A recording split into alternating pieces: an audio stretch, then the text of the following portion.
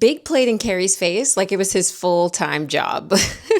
Hi, my name is Tatiana Arrington. I'm an entertainment journalist, pop culture expert, Sex and the City expert, and today, of course, we're talking about all the times that Big played in Carrie's face. Now, I don't think we're going to be able to get to every single moment, but I do want to just highlight a few of my faves because they are so funny. Okay, so this first one that I want to touch on is who remembers when Carrie was avoiding her friends because she was spending all of her time with Big. So she finally goes out to dinner with them, they catch up, have a great time, and then she notices Mr. Big out on a date. She doesn't even realize that this man is on a date, walks over to him and is like, "Are you on a date right now?" And I think the craziest part about this moment is the fact that one, she was already calling him her boyfriend. She was already obsessed with him. Two, she didn't even know that he was still seeing other people. And then three, they were at a nice ass restaurant, y'all. For Carrie's first date, this man literally had sex with her and then took her to a Chinese restaurant that, is hidden, a very hole in the wall spot.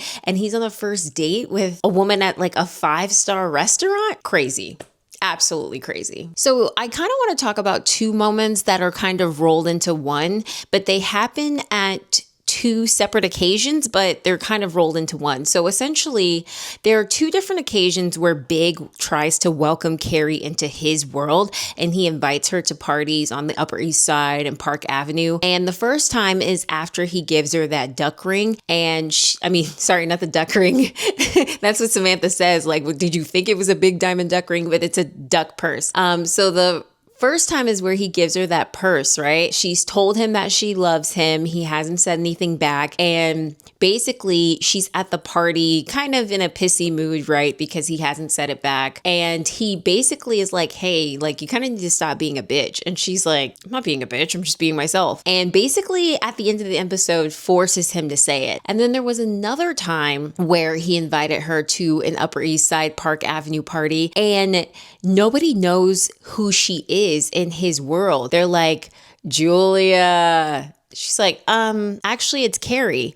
A girl literally walks up to Big, kisses him, and then says, "You still have my passport." What? And then I think her name was Melissa. So Stacy, Julia, International Melissa. And it's like, yo, how many women are you dating, bro? Like, this is crazy. So he didn't want to make things exclusive with Carrie. He gets forced to. And he didn't want to tell her that he loved her. He gets forced to. And then when he does welcome her into his world, it's not very much of a welcoming. It's, okay, you gave me this ugly purse so I can try to fit in with these people. And then these people have never heard of me and they're calling me the wrong name. And a girl went up to you and kissed you at the party? Laughable. So the next moment I want to talk about is a little bit later in the series where Big is already moved to California. Also, whenever Big moved, he had issues, never told Carrie he was leaving, but he moved to California. He came back, they're having dinner, and she finds out that he's actually getting surgery, open heart surgery. She's really sad about this. And she's like, "You know what I'm going to do? I'm going to be his nurse." So Carrie puts on her best nurse outfit, lingerie. She's playing board games. She's making him feel comfortable. She's literally taking care of this man like a wife would do, like a girlfriend would do. And then Big is in this, I actually really like this episode too, but in this moment, he's like, "What are we doing? We got to stop wasting time." Like I don't know, for a rare moment in his life is realizing, Carrie's always been there. She's always been the one that's like, cares about me, is looking out for me. Like, she's been a consistent thing in my life. And then the next morning he's like, "Psych." And it's like, bro, stop playing in my face. Like, it's good for this episode that Carrie actually didn't take this seriously at all. But even the fact that this man knew how to dangle something in Carrie's face and then the next moment just snatch it away. Like, he played so many games. But I want to go on record and say that I get it. I completely get the allure of Mr. Big. He was tall. He was handsome. He was financially secure. He was definitely charming. I get the allure of him completely. So I don't want that to go over anybody's heads, but damn, did he play in her face? So these aren't in no particular order, by the way. They're not ranked. There's just a few moments that I wanted to highlight. So at number 2, I definitely wanted to talk about Natasha, the Natasha of it all, right? Because Carrie finds out that Big may have to move to Paris for this work thing, and he doesn't even care. And her showing up to his door with that McDonald's just gets me every single time in that beret. Oh my God. Like when she throws the food and he's just like, what the?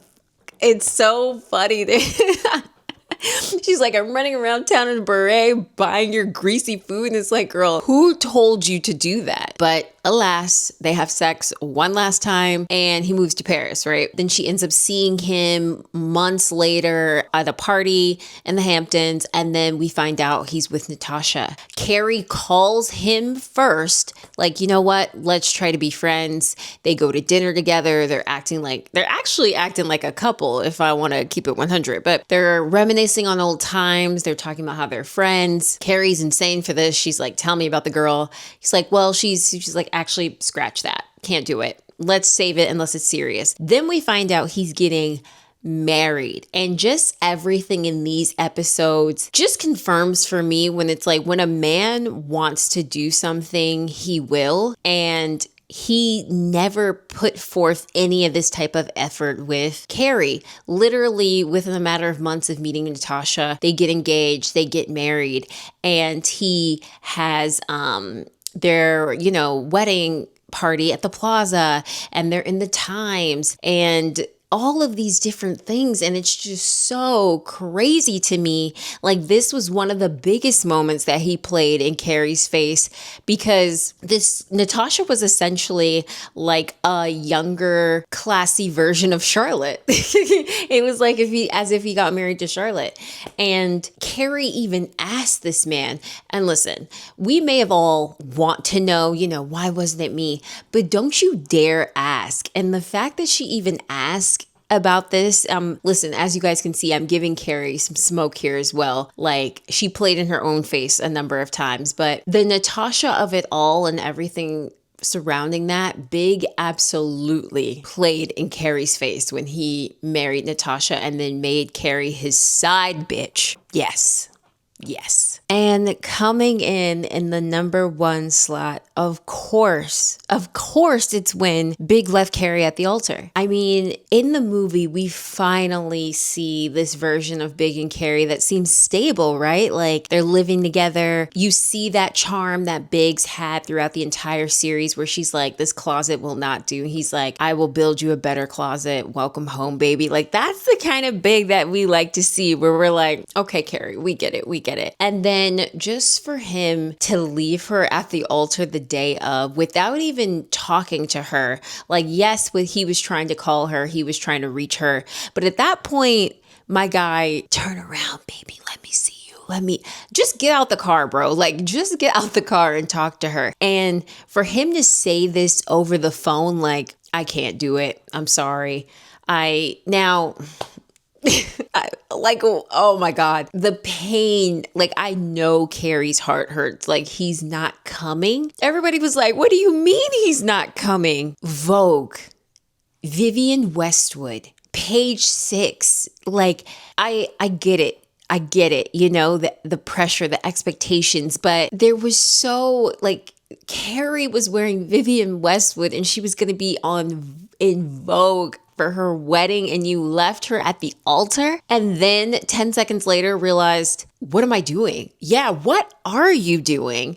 And then for him to turn around, this moment is pure cinema, where Carrie's hitting him with the flowers. I knew you would do this. And Charlotte's like, no, cinema. And then after all of that, y'all, she takes that man back. And yes, he was going to get her shoes, but he proposed to her again with her own shoes.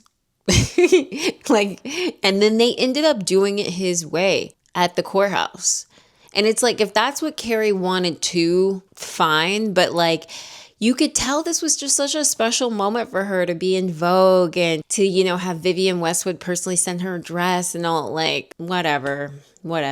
And then we're not even going to talk about the second movie, okay? But that's truly laughable in itself. And I remember watching the movie when I was too young to be watching that movie and being like, this was incredible. Like, Big and Carrie belong together. And on some level, I think they belong together. Yes. Like, I like her better with him than I do with Aiden. But as you guys can see, we didn't even touch on all the times that he played in her face. So I would love to know, is there a moment that you think I should have added to the video of when he played in her face? Is there a moment that you find laughable that you can't stop thinking about? Let's chat in the comments. I love talking to you guys about Sex and the City. Also, please check out some of my other videos on Sex and the City. I talk about all the men that Carrie fumbled, who was Carrie's real best friend. I talk about it all, and I have more videos coming soon. So thank you guys. Thank you guys so much for watching, and I will see you in the next video. Bye.